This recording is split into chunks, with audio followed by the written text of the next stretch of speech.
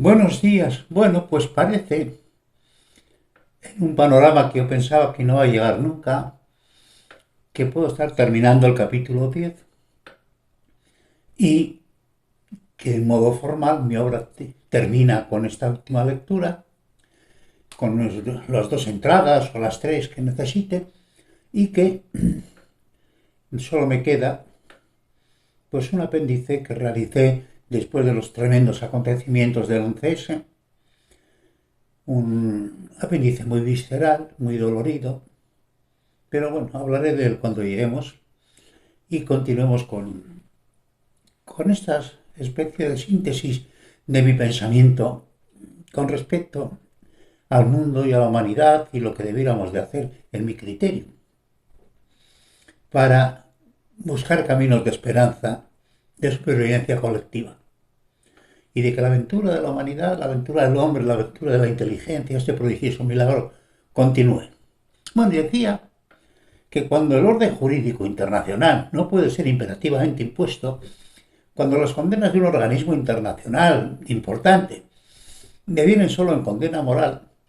cuando no se posee la fuerza asociada a la obligación de la justicia, la decisión moral asociada a la decisión práctica del mantenimiento del orden internacional y a la exigencia imperativa de su cumplimiento, las instituciones pierden su propósito, su prestigio y las esperanzas de justicia que en ellas se depositaron. Pasa exactamente igual en todas las familias, en todas las sociedades humanas, parafraseando a Hobbes. Donde no hay poder común que atemorice a todos, la ley no existe. Donde no hay ley, no hay justicia. Y los pactos, sin espada, sin la posibilidad de obligar a que se cumplan, no son más que palabras y carecen de fuerza alguna. Tal pasó con la Sociedad de las Naciones y de un modo parecido tal pasa hoy con la ONU, la Organización de Naciones Unidas. Su heredera, fundada en 1946, cuando finalizó la guerra, que es el Foro de todas las Naciones, organismo importante que lamentablemente ha resultado ser respuesta insuficiente como su antecesora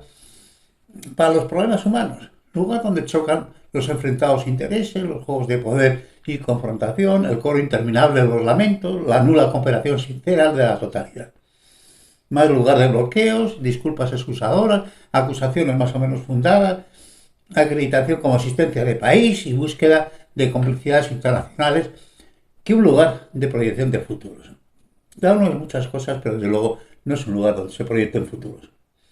Agravado además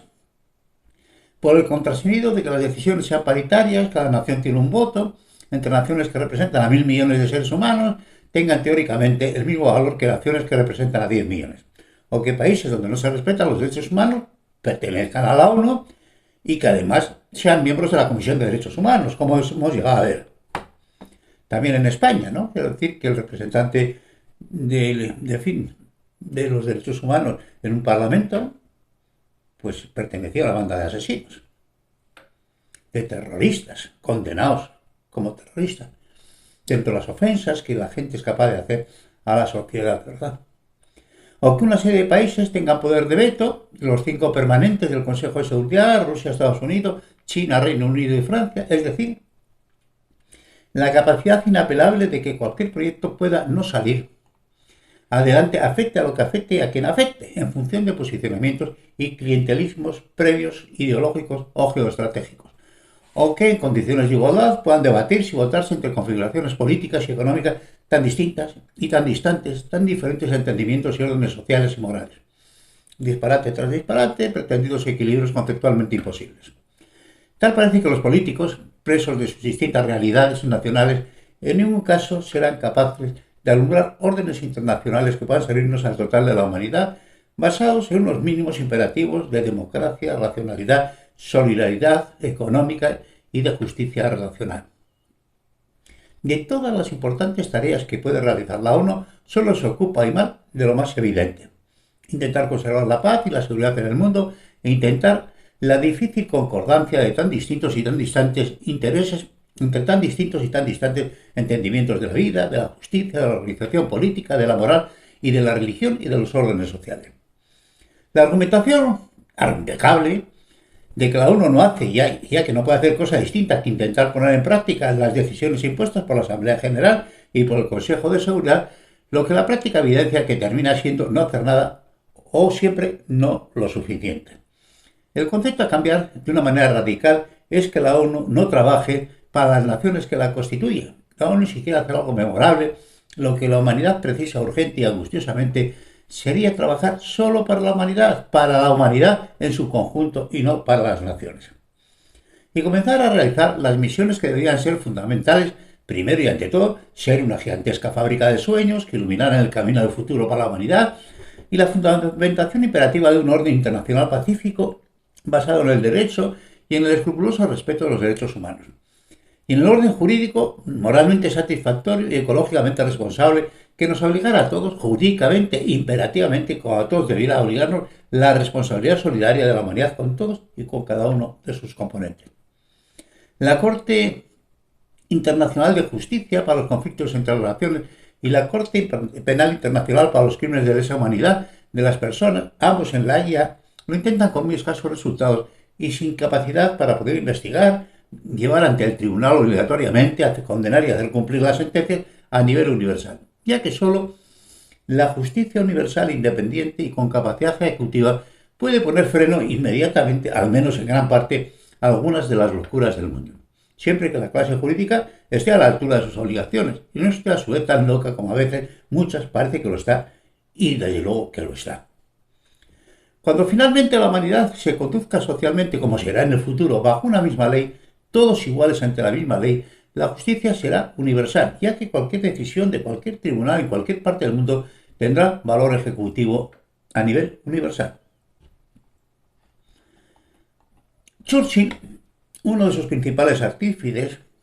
de la constitución de la ONU, del fundamento de la ONU,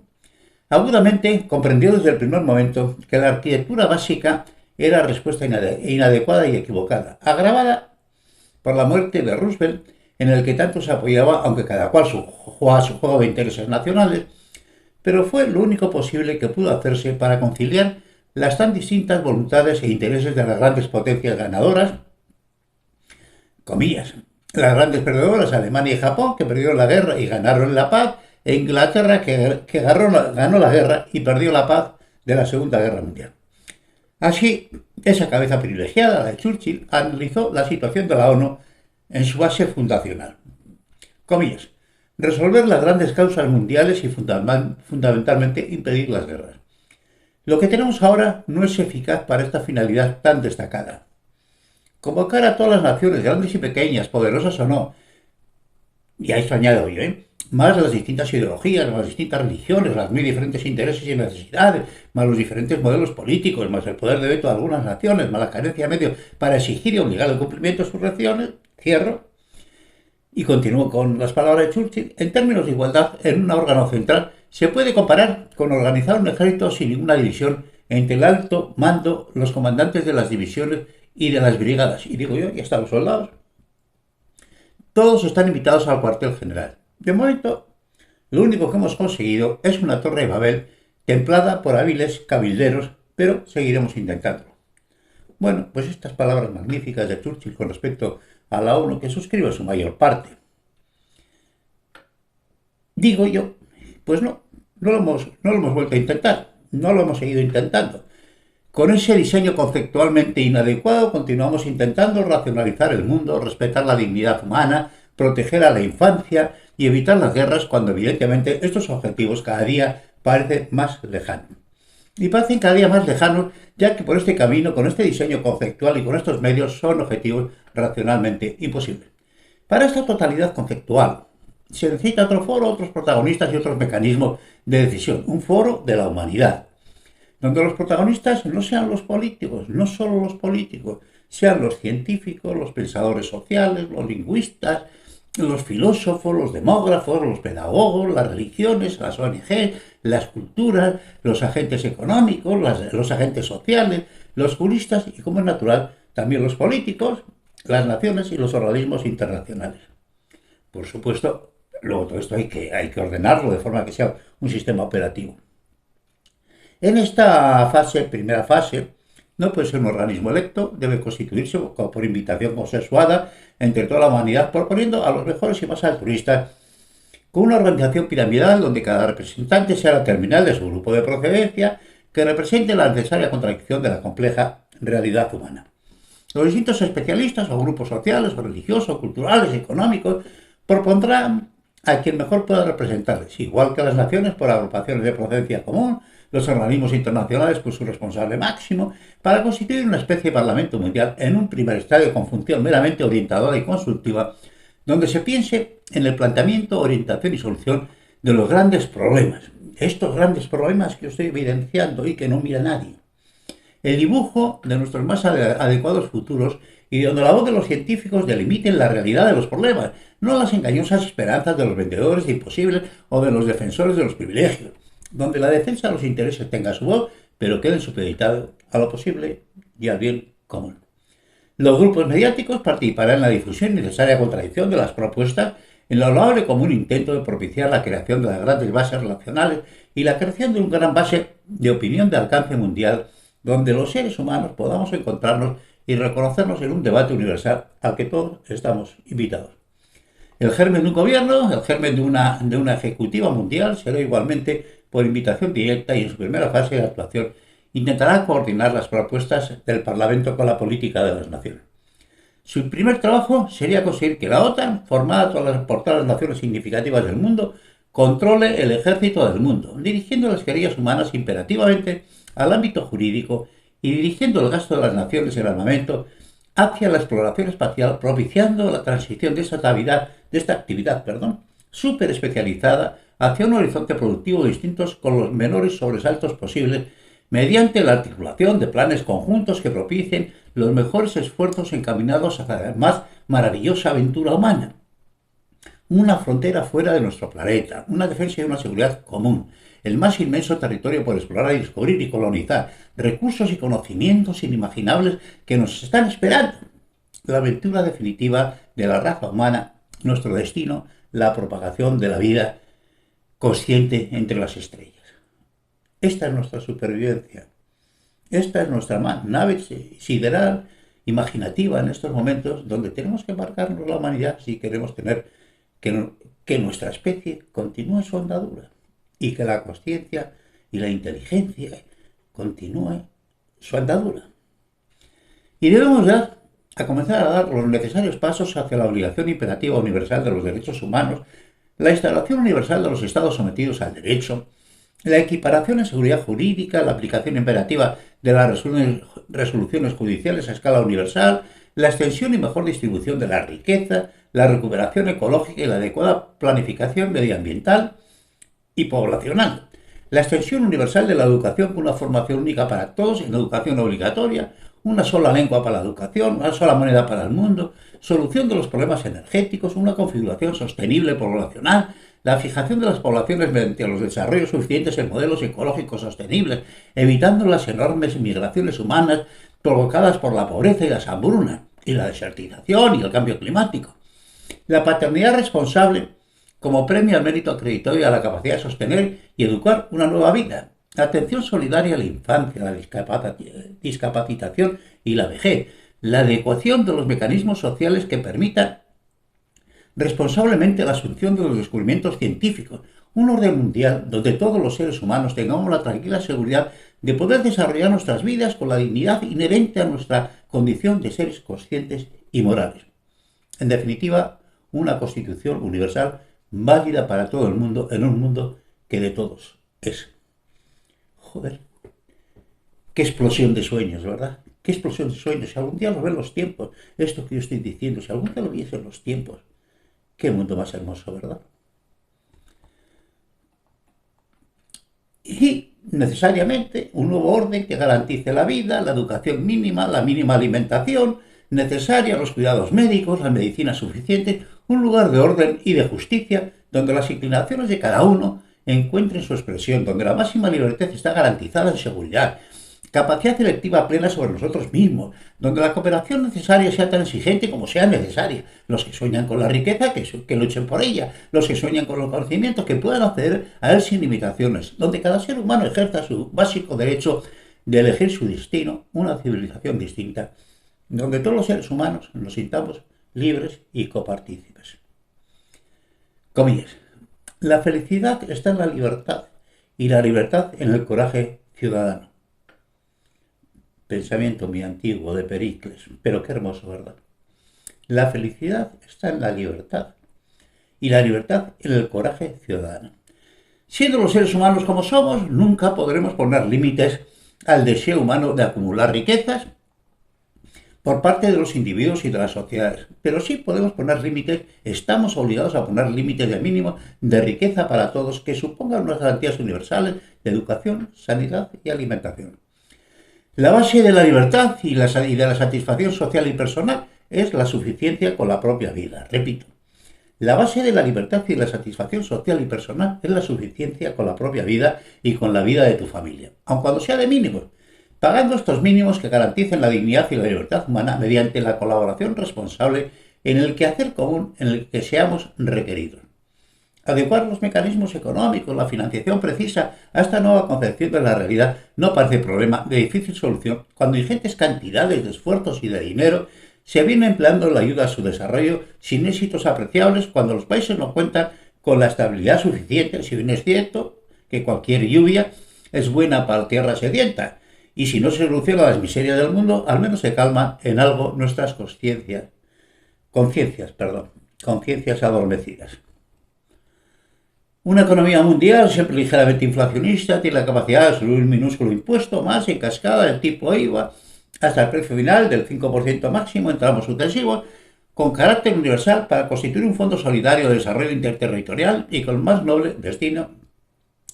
el desarrollo de proyectos concretos tendentes a la equiparación económica, jurídica, educativa, asistencial, infraestructura, en definitiva, hacia una civilización común, la igualación al menos de mínimos entre las sociedades humanas y sobre todo al trasvase de conocimientos y educación. Solo la equiparación monetaria y la seguridad jurídica propiciarán la extensión del juego económico a nivel mundial sin restricciones. Los mercados, cuanto más amplios, más libres y más seguros jurídicamente, mejor. Para las economías desarrolladas, supondrá otra edad de oro, un mercado de la totalidad de la humanidad, en buena parte necesitada de todo. Y la inversión impositiva en la economía mundial del anónimo dinero internacional, reglar el desorden inconsentible por irresponsable e insolidario, supondrá la concertada aplicación de todas nuestras capacidades económicas al mejor servicio de la humanidad. Estos sueños utópicos de concordia y civilidad no están en lo absoluto fuera de nuestro horizonte conceptual. Todo esto se viene repitiendo prácticamente desde el principio de los tiempos. No está fuera de nuestro horizonte conceptual. Ni están perdidos en los tiempos futuros. Por supuesto, a su distancia en el futuro y a su distancia en el trabajo cooperativo,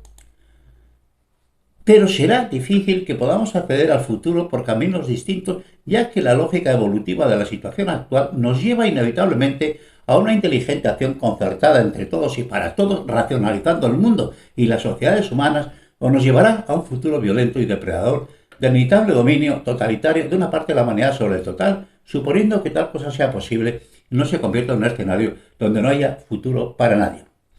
Tal vez sean generaciones las precisas para llegar a este tipo de sociedad global, a esta nueva concepción utópica de la globalización, una globalización moral y responsable, para conseguir que nazca un hombre nuevo, universal, multidimensional, una civilización humana llena de contenidos, pero ningún camino se hace largo cuando se camina en la dirección correcta con objetivos que están a la vista y que desde el primer momento permiten conseguir esplendorosos frutos de seguridad colectiva y de comportamiento moral adecuado. Preciso será recorrer el largo camino etapa por etapa, primero un Parlamento mundial y un Ejecutivo consultivo, antes de llegar a la legislación positiva con valor de ley, a una democracia universal y a un gobierno mundial. Primero unas asociaciones de naciones parecidas a las grandes configuraciones que por motivos únicamente económicos ya vienen realizándose para pasar después a algún tipo de organización federal y que termine en una sola nación, una sola patria, una sola bandera, un orden jurídico y social universal con una constitución universal. Un elegante camino intermedio para acelerar este proceso podría consistir en que todas las modernas democracias, las grandes civilizaciones que de común tenemos asumido un determinado entendimiento de la dignidad humana y de la organización de nuestras sociedades,